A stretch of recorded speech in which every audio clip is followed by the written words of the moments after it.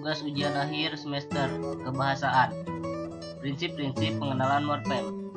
Dosen pengampu Aulia Akbar SPD. Disusun oleh kelompok 9. Abdul Muyi Sobari, MD Den Iskandar, Sandi Julian. Pendidikan Guru Sekolah Dasar, Fakultas Keguruan dan Ilmu Pendidikan, Universitas Pakuan. Pengertian morfem. Morfem adalah bentuk terkecil yang dapat membedakan makna dan atau mempunyai makna. Wujud morfem dapat berupa imbuhan, kritika, partikel, dan kata dasar. Misalnya, an, lah, kah, bawa. Sebagai kesatuan pembeda makna, semua contoh wujud morfem tersebut merupakan bentuk terkecil dalam arti tidak dapat lagi dibagi menjadi kesatuan bentuk yang lebih kecil. Untuk membuktikan morfem sebagai pembeda makna dapat kita lakukan dengan menghubungkan morfem itu dengan mempunyai makna atau arti leksial. Jika penghubung itu menghasilkan makna baru, berarti unsur yang digabungkan dengan kata dasar itu adalah morfem.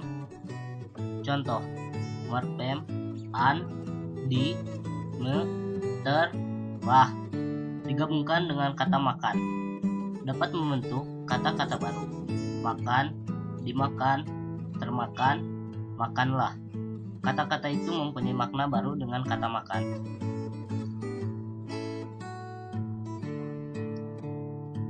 Bentuk-bentuk morfem berserta maknanya.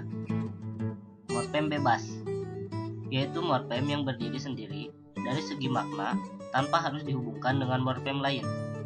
Semua kata dasar adalah tergolong morfem.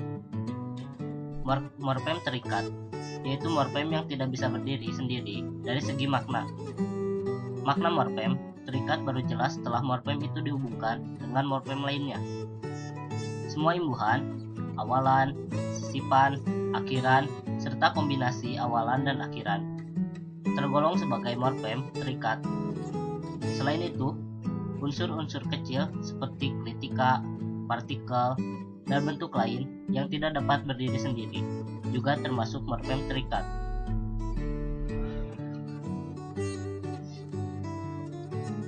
Pengertian fonologi. Fonologi adalah bagian tata bahasa atau bidang ilmu bahasa yang menganalisis bunyi bahasa secara umum. Istilah fonologi ini berasal dari gabungan dua kata Yunani, yaitu phone yang berarti bunyi dan logos yang berupa tatanan kata atau ilmu disebut juga tata bunyi. Fonologi terbagi dua bagian, yaitu fonetik dan fonemik. Fonetik adalah bagian fonologi yang mempelajari cara menghasilkan bunyi bahasa atau bagian satu bunyi bahasa diproduksi oleh alat ucap manusia. Fonemik adalah bagian fonologi yang mempelajari bunyi ujaran menurut fungsinya sebagai pembeda arti.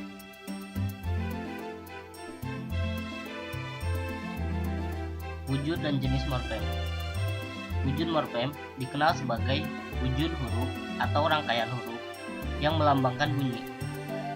Bunyi sebagai material memiliki dua jenis, yang disegmen-segmenkan, dipisah-pisahkan, dan bunyi yang tidak disegmen-segmenkan.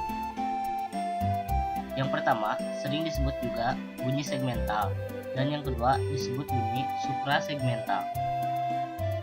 Segmental atau segmen-segmen bunyi terkecil di dalam bahasa fonem sesuai dengan hierarki unsur kebahasaan. Semakin besar segmen bunyi itu berturut-turut dalam morfem.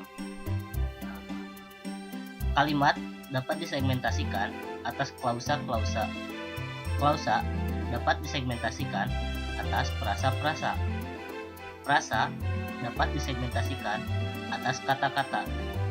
Kata dapat disegmentasikan atas morfem-morfem. Dan morfem dapat disegmentasikan atas fonem-fonem. Jenis morfem. Berdasarkan kriteria tertentu, morfem dapat diklasifikasikan menjadi beberapa jenis. Penjenisan ini dapat ditinjau dari dua aspek, yaitu hubungan dan distribusi morfem dengan unsur lain dalam bahasa. Samsuri 1988 menggolongkan morfem berdasarkan 3 kategori, yaitu berdasarkan hubungan struktur, hubungan posisi, dan distribusi.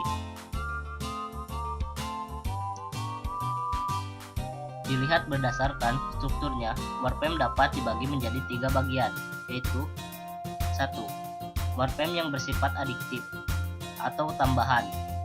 2. Morfem yang bersifat relasif atau penggantian. Yang ketiga, morfem yang bersifat subtraktif atau pengurangan.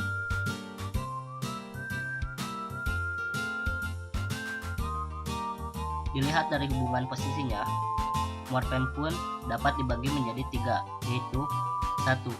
Bersifat urutan. 2. Bersifat sisipan. 3. Bersifat simultan.